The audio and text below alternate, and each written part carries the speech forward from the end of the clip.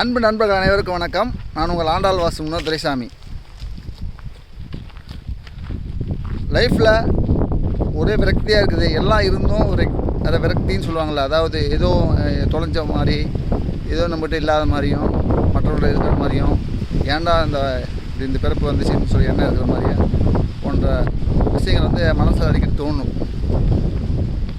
சில பெண்களுக்கு கூட அதிகமாக பார்த்திங்கன்னா அந்த மாதிரி எண்ணங்கள் தோன்றும்.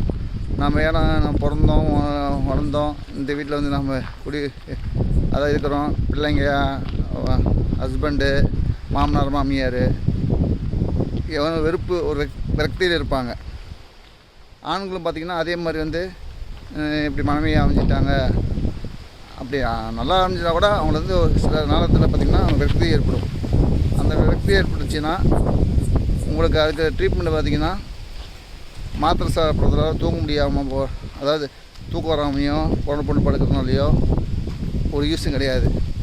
நீங்கள் என்ன பண்ணுறீங்கன்னா லைஃப்பில் ஒரு டைம் ஆச்சும் அல்லது ஒரு 9 டைம் ஆச்சும் திருவண்ணாமலை போய்ட்டு வாங்க. திருவண்ணாமலை போய்ட்டு அந்த மலையை சுற்றி வந்தீங்கன்னாவே போதும். மிக ஒரு அற்புதமான மாற்றம். லைஃப்பில் பார்த்திங்கன்னா விரக்தியே இருக்காது, அதுக்கப்புறம் மகிழ்ச்சி தான் இருக்கும். அந்த மகிழ்ச்சி வந்து உங்களுக்கு என்றைக்கும் நிலச்சிருக்கும். அந்த சிவபெருமானும் பெருமாளும் உங்களை வந்து நல்லா வந்து என்ன சொல்கிறாங்க, நல்ல ஒரு இது தருவாங்க, அருள் தருவாங்க. ஏன்னா ஆதி காலத்துலேருந்து பார்த்திங்கன்னா திருவண்ணாமலையில் வந்து இப்போ மனிதர்களால் இப்போ தான் வந்து பௌர்ணமிக்கு இந்த இது கிரிவலம் போயிட்டுருக்காங்க. ஆனால் ஆதி காலத்தில் பார்த்திங்கன்னா பசுமாடு தான் அந்த மலையை சுற்றி வரும்.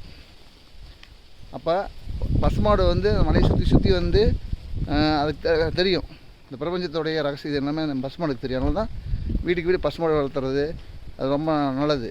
அப்போ பசுமாடு கூட்டமாக அந்த திருவண்ணாமலையை வந்து ஃபுல்லாக வந்து அந்த கிரிவலம் மாதிரி வரும். அப்படிப்பட்ட அந்த மலை வந்து ஒரு அற்புதமான மலை. உங்களுக்கு வாய்ப்பு கிடைக்கும்போது நிச்சயமாக போயிட்டு வாங்க. உங்கள் வீட்டில் ஏதாவது பெண் குழந்தைங்க வந்து கல்யாணம் பண்ணி கொடுத்துருக்கியா, அந்த பெண் வந்து ஓரளவுக்கு மன சங்கடத்தில் இருந்தாங்கன்னா அவங்கள எப்படியாச்சும் கூட்டிகிட்டு போய் திருவண்ணாமலையை கிரிவலம் வர வைக்க பெற்றோர்கள் முயற்சி செய்யுங்க.